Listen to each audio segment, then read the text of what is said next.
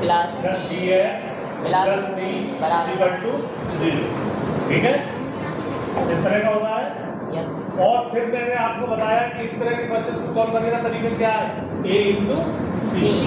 ए का वैल्यू कितना है इसमें, √2 √2। और सी का वैल्यू कितना है, 5√2।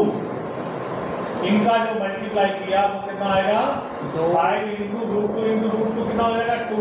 कितना आएगा, 10। 10 किसका है, प्लस का है माइनस का, प्लस का। और मिडिल टर्म इसके फैक्टर पेयर होंगे, उनको जोड़ने से आएंगे। Yes. क्या फैक्टर पेयर होंगे, 2 5 2 5 10। बस ये आप लिख दो, आंसर हो गया।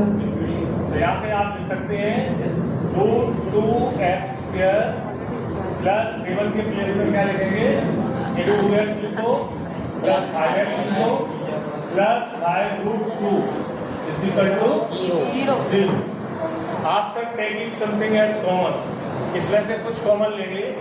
तो यहाँ से आप देखो, यहाँ पर हिंट है, क्या है, √2 आपको कॉमन लेना है। तो ये √2 कॉमन ले लिया, x कॉमन ले लिया, तो यहाँ से कितना बचा, x बचा प्लस 2 का मतलब होता है √2 इंटू √2, है ना, अभी वहां किया था। तो √2 मैंने कॉमन लिया इस 2 में से, तो अंदर कितना बचेगा, ठीक है।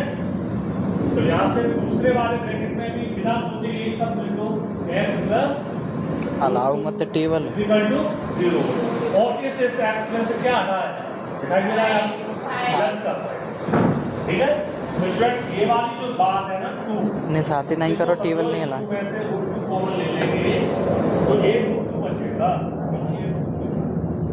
अब इन दोनों में सेम थिंग कॉमन है, x प्लस √2 x प्लस, यहाँ से x प्लस √2 कॉमन लिया, ये हो जाएगा √2x प्लस कितना हो जाएगा 5 इज इक्वल टू 0।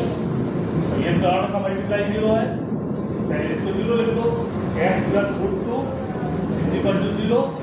फिर इसको 0 लिख दो, √2x plus 5 is equal to 0। तो यहाँ से x इज इक्वल टू कितना हो जाएगा, -√2। यहाँ से √2x इज इक्वल टू कितना हो जाएगा, -5, और x इज इक्वल टू कितना हो जाएगा, -5/√2। एक x का वैल्यू ये हो गया और दूसरा x का वैल्यू ये हो गया। ये आपका क्या कॉल है।